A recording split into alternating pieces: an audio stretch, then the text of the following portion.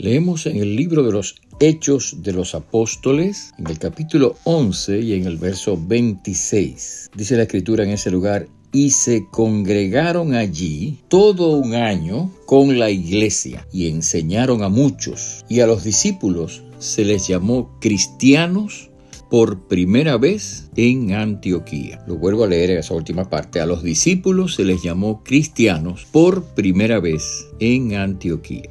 Es muy interesante este dato que aparece en este lugar, la palabra de Dios, en el libro de los Hechos de los Apóstoles, ya que esta porción nos muestra la primera ocasión cuando a los seguidores de Jesús se les llamó cristianos. De nuevo, está aquí en el capítulo 11, verso 26 del libro de los Hechos, y otra vez en este mismo libro de los Hechos de los Apóstoles, esta palabra aparece de nuevo cuando Pablo está hablando ante Agripa y Pablo le está dando su testimonio a Agripa y animándolo a creer. El rey Agripa contesta diciendo: por poco me persuades a ser cristiano. Finalmente, la tercera ocasión cuando aparece este término cristiano en la Biblia se encuentra en la carta del apóstol Pedro, capítulo 4, verso 16. Dice: pero si alguno padece como cristiano, no se avergüence, sino glorifique a Dios por ello. Es decir,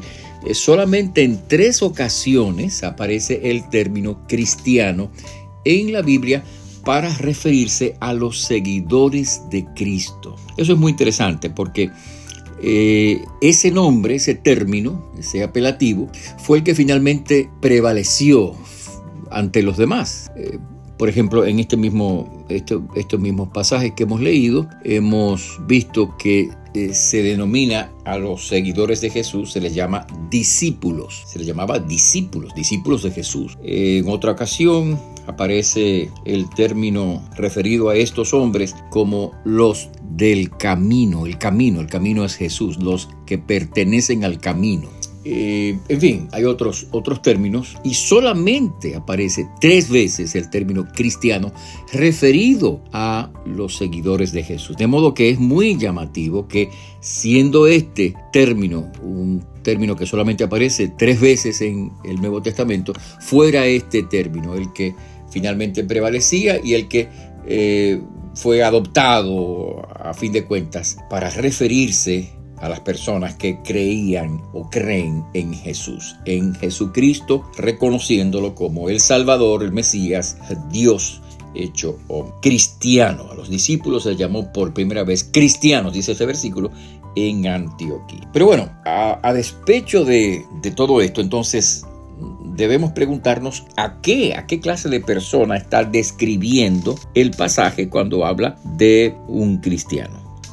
Bueno, en este mismo pasaje de Hechos capítulo 11, contando la historia del establecimiento de la iglesia cristiana en Antioquía, contando el autor Lucas el desarrollo de la historia, por así decirlo, del progreso del evangelio, dice que las personas que habían sido perseguidas, judíos que habían creído en Jesús, iban hablando la palabra de Dios a los griegos, o sea, a los que no eran judíos. Y entonces dice luego que la mano del Señor estaba con ellos y gran número creyó, atención a esto, creyó y se convirtió al Señor. Así que aquí se describe